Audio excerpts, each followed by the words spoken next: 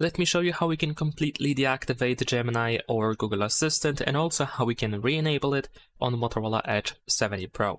So if you want to get rid of Gemini or Google Assistant, if you don't want to use it at all, what you can do is, first of all, we're gonna go to Settings. Now over here in Settings, we're gonna go to Google. In Google Services, you want to switch to All Services over here. Then you want to scroll down, and we need to find Search Assistant and Voice.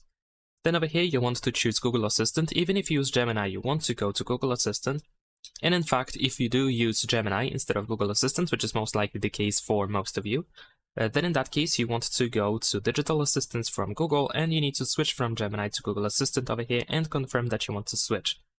Now, after that, what we can do is you can go to General, and then here we can turn off Google Assistant.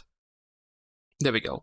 Now, besides that, we have a couple of shortcuts that we can also manage on our phone to make sure that we don't reactivate Gemini even accidentally. So, for example, we should be able to go to Gestures in Settings. Then over here, we should be able to go to System Navigation.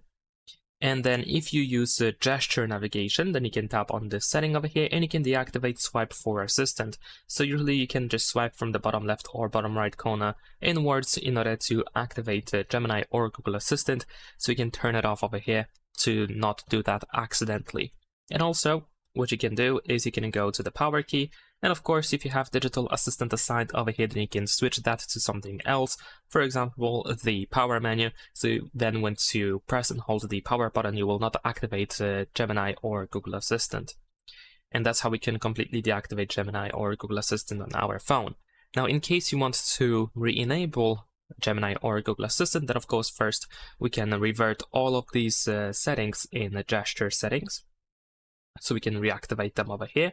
But as for the main assistant feature, all you have to do is you need to simply open the Gemini app.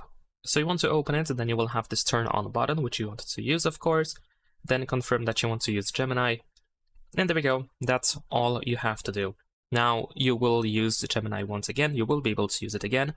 And in case you prefer to use Google Assistant, then in that case, we can go to these two lines here in the upper left corner, then choose your Google account, and then here we can switch to Google Assistant, and there we go.